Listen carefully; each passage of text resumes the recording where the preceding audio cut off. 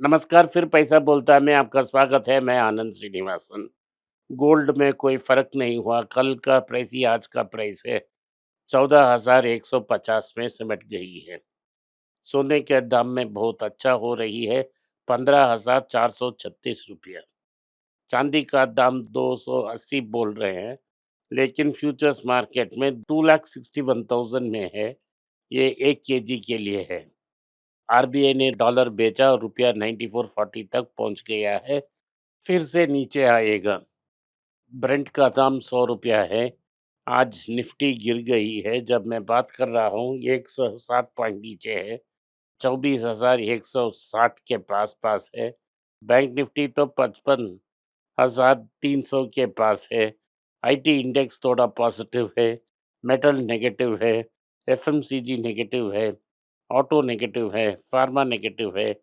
आज की जो प्राइसिंग में है, Natco Pharma 3.1% lifetime high पे है। Tech Mahindra 1%, Britannia Industries negative 4.2, Tata Chemicals negative 2.6, Tejas negative 2.6, South Indian Bank negative 1.8, Muthoot Finance negative 1.6, Karur Vysya Bank negative 1.4, Tata Passenger Vehicle negative 1%। Titan का दाम 6.5% ऊपर गया है। इसलिए ऊपर गया है कि रिजल्ट्स बहुत उम्दा था। रिजल्ट्स में प्रॉफिट्स 35% ऊपर उठी। डिविडेंड 15 रुपया डिक्लेयर किया है फाइनल डिविडेंड, और प्राइस 4,400 के आसपास है। ये बहुत एक्सपेंसिव है। डबल हीरा का सुई है। इसे आंख को चुभती है। इसे इस रेट में मत कंसीडर करें। नाटको फार्मा ने एक नया मॉलिक्यूल लॉन्च किया है अमेरिका में। ये बड़ा कैटलिस्ट है, ग्रोथ आएगा। तो ये मार्च 10 टू 2026 में अनाउंसमेंट आई थी।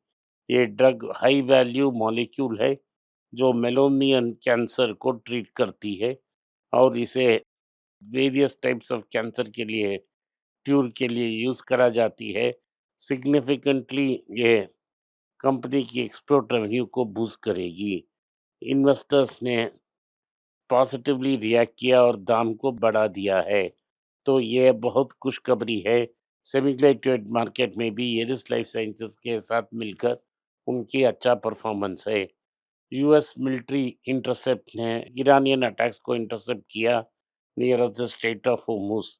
सो स्ट्रेट ऑफ होर्मुज बंद है, वहां से मटेरियल आना नहीं आ पा रहा है। ट्रम्प के लिए दूसरा बड़ा शॉक ये है कि उनकी नए ग्लोबल टैरिफ को भी कोर्ट ने बाहर फेंक दिया और बोल दिया प्रेसिडेंट के पास अथॉरिटी नहीं है ऐसे टैक्स लगाने की। ये 10% टैक्स को भी हटा दिया गया है। इंडिया का रिटेल इन्फ्लेशन लगभग 4 तक पहुंचने की एक्सपेक्टेशन है। मेरे ख्याल से अगर सच्चे दिल से करते हैं, ये 4% से ऊपर ही होगा। जो मस्टर्ड ऑयल का है, उनका डिमांड सर्ज हो रहा है, क्योंकि इंपोर्टेड एडिबल ऑयल का दाम भी बढ़ रहा है। हायर पाम ऑयल और सोया ऑयल प्राइसेस ने इंडियन कंज्यूमर को मस्टर्ड ऑयल पे यूज करने के लिए पुश कर रही है। तो ये डोमेस्टिक और ऑयल सीड प्रोड्यूसर्स के लिए अच्छी न्यूज़ है। टाटा मोटर ने इवोको को कंसिडर करने का जो प्रोग्राम है, वो जारी है। क्वार्टर 3 में वो कंप्लीट हो जाएगा। इस बार इवोका का रिजल्ट हो रहा था, तो टाटा ने बोला इवोको से उनको एक ग्लोबल प्रेजेंस मिलने वाली है। ये बहुत इम्पोर्टेंट है। टाटा और जेएसडब्ल्यू ने $1 बिलियन ईवी बैटरी इन्वेस्टमेंट करने वाले हैं, जिसमें टाटा ग्रुप और जेएसडब्ल्यू ग्रुप डिफरेंटली इन्वेस्ट करेंगे, क्योंकि टाटा ने ऑलरेडी बीजिंग में उनका अच्छा टेक्नोलॉजी है और वो गवर्नमेंट को प्रेजेंट करेगी। चाइना की सिस्टम के अनुसार ये भी हो सकता है कि जो गवर्नमेंट में आज प्रोफेशनल्स हैं, वो भी ये प्रपोजल पे वोट करें। मनप्पुरम फाइनेंस ने कहा है, नए लोगों को इम्प्रूव ला रहे हैं सीनियर पोजीशन में। वो 4 सीनियर पोजीशन उन्होंने क्रिएट की। मुथूट माइक्रो फाइनेंस ने कहा है कि वो अनसिक्योर्ड लोन्स से बाहर जाएँगे और सिक्योर्ड लोन्स को बढ़ाएँगे। कल्याण ज्वेलर्स की Q4 results and dividend announcement आज जाना है। ये बड़ा फोकस मार्केट में है। डॉक्टर रेड्डी ने और नेस्ले ने सेलिविटा जीएलपी प्लस को लॉन्च किया है। इससे एक मतलब है कि ये हेल्थ सप्लीमेंट खाने से आपकी बोन स्ट्रांग हो जाएगी और एक्स्ट्रा प्रोटीन खाने का ज़रूरत नहीं है। बजाज ऑटो पार्ट्स ने एक अनाउंसमेंट में की है कि उनकी प्रॉफ़िट्स में बड़ी बढ़ोतरी हुई है। तो उन्होंने कहा है कि वो एक बायबैक लॉन्च करेंगे और वो बायबैक को इंटरनेशनली लिस्ट करेंगे। टोरेंट फार्मा ने 38% का मार्केट ले ली है जेनेरिक सेमीग्लूटाइड मार्केट में। उन्होंने टोरेंट क्विकली ये मार्केट में ये जनरेट की है और इंडिया की सेमीग्लूटाइड मार्केट में लीडर हैं। Noro Nordisk expiry strong demand for oral formulations के साथ खत्म हुई है। करूर एशिया बैंक का Q4 का प्रॉफिट 41% ऊपर गई है। डिविडेंड 2 रुपया 60 पैसा दी है, लेकिन उनका कहना है कि अभी भी और कर सकते थे। कोटक महिंद्रा ने आरबीआई का परमिशन मिल गया है कि एयू बैंक में 10% लेने की और उनके लिए अच्छा नहीं है, लेकिन अभी भी कोटक महिंद्रा को बैंक चलाने से दूसरे इन्वेस्टिंग इंस्ट्रूमेंट को यूज़ करके वो कंपनी को खाना चाहते हैं। डाबर Q4 की रिजल्ट बहुत अच्छी है। वो 16% प्रॉफिट ग्रो हुई है, जिसमें despite geopolitical tensions and cost planning.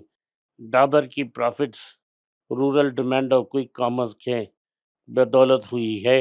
उन्होंने वार्निंग भी दी है कि वेस्ट एशिया टेंशन के कारण वो प्रोडक्ट की प्राइस को इंक्रीज़ करेंगे। ब्रिटानिया की प्रॉफिट्स 21% ऊपर उठी, लेकिन ये प्रीमियमाइज़ेशन और श्रिंकफ्लेशन से हुई है। इससे वॉल्यूम ग्रोथ नहीं ग्रो हुई है। ये उनके लिए चिंताजनक हो सकती है। डाबर का रिजल्ट 19% प्रॉफिट्स ऊपर होने से, जेन्युइन सेल्स ऊपर होने से डाबर का प्राइस 5% ऊपर उठी है। आईटीसी ने स्किलिंग प्रोग्राम एक्सपेंड की है, जो उनके साथ टच आते हैं जनरल और फिजिकली हैंडीकैप पीपल, उनके लिए एक कैंप ऑर्गेनाइज किया है उन्होंने। नियोल टाटा ने टाटा सन्स की आईपीओ की जो प्रपोजल है उसे निरादर करा दिया है, तो वो नहीं चलेगा। तो नियोल टाटा ये भी चाहते हैं कि आज से उनकी टाटा सन्स की आईपीओ के बारे में कोई बातचीत नहीं होगी। न्यूज़ ये है, एक पारसी शेयर होल्डर ने एक टाटा ट्रस्ट में नॉन पारसी शेयर होल्डर्स को बाहर भेजने की चैलेंज की है। कोर्ट ये चैलेंज को सुनेगी। मेन्फिस ने कोफोर्ज को सू किया है कि मिसयूज ऑफ हायरिंग प्रोसेस की क्लेम से। ये इसका मतलब ये है कि कोफोर्ज ने गलत आदमियों को अमेरिका के अंदर लाने की कोशिश की है और वो कंपनी का नाम जेनफैसिस है। आज के लिए इतना ही। आपने इस पॉडकास्ट को सुना, इसके लिए मैं आपका आभारी हूँ। हो सके तो चैनल को सब्सक्राइब करें, बेल नोटिफिकेशन दबाएं और इस वीडियो को अपने दोस्त और रिश्तेदार के पास भेजें और उन्हें देखने की आग्रह करें। नमस्कार, धन्यवाद, जय हिंद।